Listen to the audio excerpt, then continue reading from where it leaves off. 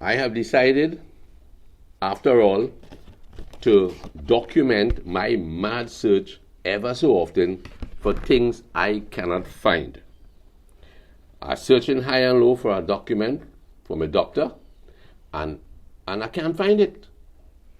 Lance, We, you talking to yourself? I'm talking to myself.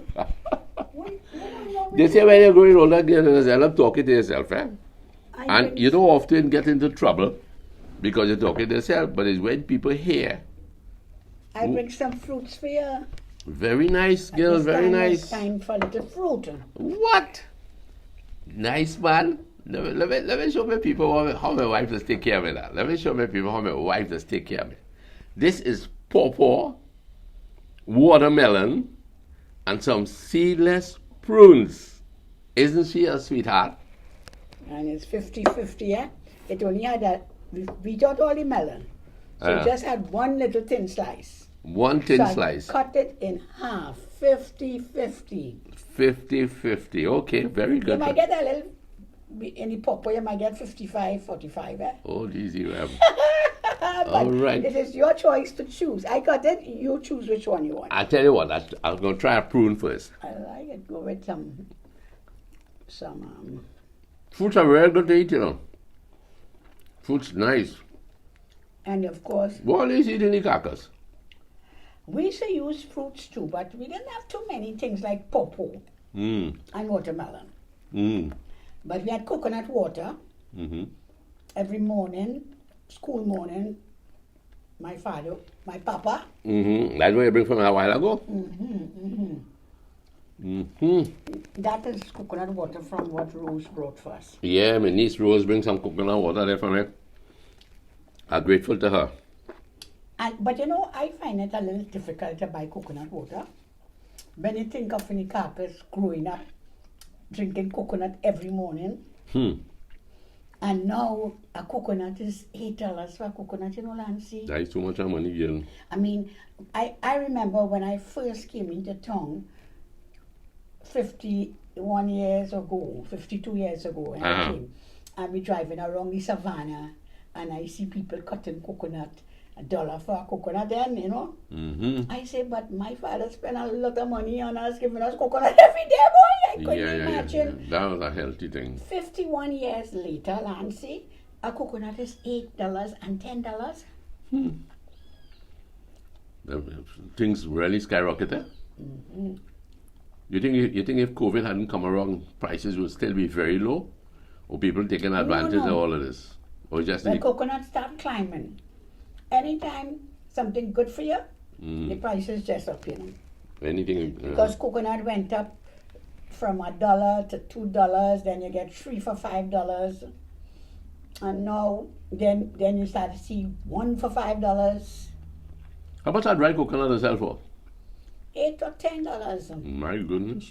So every time you make a coconut bake, we had to go down the carcass and get some dry coconut. But now you know with the problem they had down there, you know. Yeah, boy.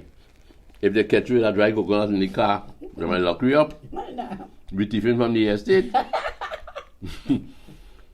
But this pawpaw is delicious. I could imagine. Let me taste yours. But you have yours there, you know. Like nothing. The skin is good for you, you know. I like whatever you eat, and I could eat too. Pawpaw is very good for you. It's good for you. Bring down your pressure. Very good. Well, boy, you bring the right thing because I under some pressure right now. Listen All to me. right, well, start to eat yours now. This Just pass book- the napkin there from please. The napkin? Your wash rag. I forgot to bring napkins. This book here, Boy Days, by Lyndon. You ever read it? Yes, I have some good short stories. You finished Ghost of Cora yet? The ghosts are fighting me sometimes. Oh, cheesy, right, boy. But Lyndon have a good collection of short stories here. Boy Days. But you under pressure and you reading Boy Days? Yeah, sometimes, you have to take your mind off the stress you have, So you got I could do it, eh? Well, Lancy, let me tell you something. Boy Days in London time and your Boy Days is two different things. I'm telling you, So man. that story sometimes could be a little spicy, boy. Yeah, but Lyndon has some real good stories. I don't think it concentrates so much on, it emphasizes spiciness. I think it emphasizes a way of life for the young men that he conceived and projected in this. There's a particular one called Simon and the Babylon, My goodness. and it perpetuates a lifestyle Yeah. in the East-West corridor. But it's strange for him how Lyndon grew up so protected and not exposed too much, and he can capture these things so well. Another good storyteller is Lasana, you know. Yeah. Well, Lasana is a master, and Lasana has, if I'm not mistaken, he has maybe 1 or 2 stories in this book. Boy, it is. You know? yeah. Well, anyway, we in life we say 50-50, 50-50 and fruits and food, everything. Well, even in the children it's 50-50. Yeah. 50% take your writing skills, and the next 50 was my good looks. Oh, geez, well, it's a, So you have your skills, writing skills, my good looks. very true, very true. Well, Louise, let me tell you something. I was looking through these documents, and I found a card and letter written to us by one of your friends, and I tell you, it's a very sad letter. So I'm kind of glad that you brought something to eat that will take away some of the stress of what is written in this.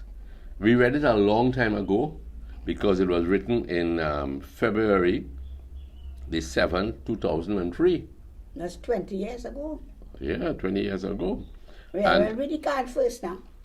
But I tell you, it is very sad. Now, it's sad in the sense that while this person was communicating, this female was communicating about pressures of her life, it's what we have been talking about lately, about marriage and things that, people should know before marriage. We're fortunate that our background is so blended Yeah. that God has graciously allowed us to meet And and share to have a life and share life. And if God had not been really in it and brought us together, but I'm sure that a lot of marriages that are not working have the potential still to work. But with yeah. the right counsel, with the right willingness to make your marriage work. Yeah. Anyway, let me read what this girl has written, right? That's the card. Yes. To Lance and Louise, or Louise and Lance, because it doesn't make a difference. This is a famous saying. When you laugh, the world laughs with you. When you cry alone. But you have always cried with me, Louise. For this, I thank you. I can read the rest of the card. When I stop to count my blessings, you're always on my list. Of people who have meant a lot to me, you have a way of giving directly from the heart. With you, it seems to come so naturally. I am sure that there are many who have benefited from the many caring things you say and do. But I just wanted you to know that when I thank the Lord, I praise Him for the friend I have in you. Well, it's wonderful that having known this girl for so many years, this woman, she could say fine things about you. And I believe that I myself find in you a good friend, Thank you. You're welcome. And that is without payment, eh? Said without looking for an allowance, a raise in the allowance, right? But listen to the letter now, written on the same day, February the 7th, 2003. Dear Louise, as you have introduced me to the technique of expressing oneself in writing, I thought I would do so and let you know how much your friendship means to me. I wish to sincerely thank you for all the help you have given to me over the last 20 years. And the letter is 20 years ago, eh? Yes. You have really helped me to keep my sanity. There are many times when I would come to you depressed and ready to give up on life, but after talking to you, I felt that life was worth living. Somehow, I am always facing one obstacle after the other. whether it is health problems, my career which now seems unattainable, conflicts in the workplace, my failing marriage, and my loss in faith in God. I am quite sure that you would have been weary of me bombarding you with my problems, but you and Lance,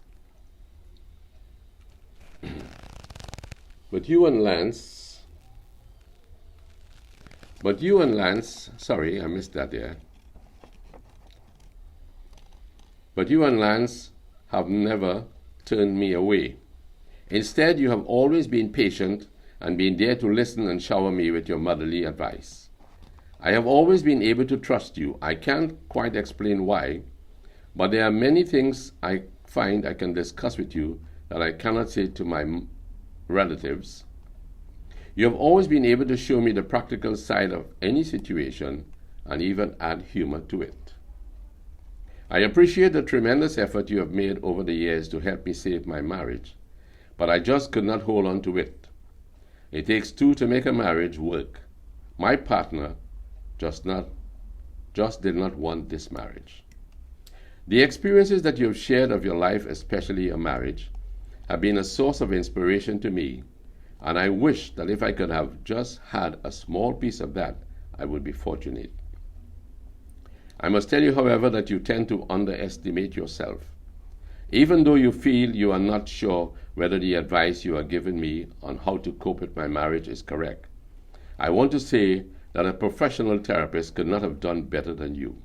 Louise, we have had our conflicts and differences of opinions over the years, mainly because of evil forces, but as you can see, nothing and no one can stand in the way of true friendship. I do not know which direction my life will take since my marriage has failed, and I am forced to open a new chapter. I feel so lost and out of control, but I hope that I can have your continued support. You have said that no one is certain that he or she will go to heaven or hell upon death, but I believe that you are on the right train to heaven. But tell me something, Louise. Whatever happened to this woman?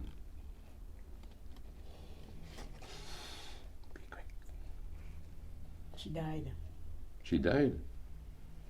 Did you see any improvement in her marriage by the time she was coming to that? No, but she just hanging and grab at straws. But one person can't make a marriage. No matter how hard they try, it takes two to make a marriage. And if one person put out 200% and the other person doesn't put out anything, it's a losing battle.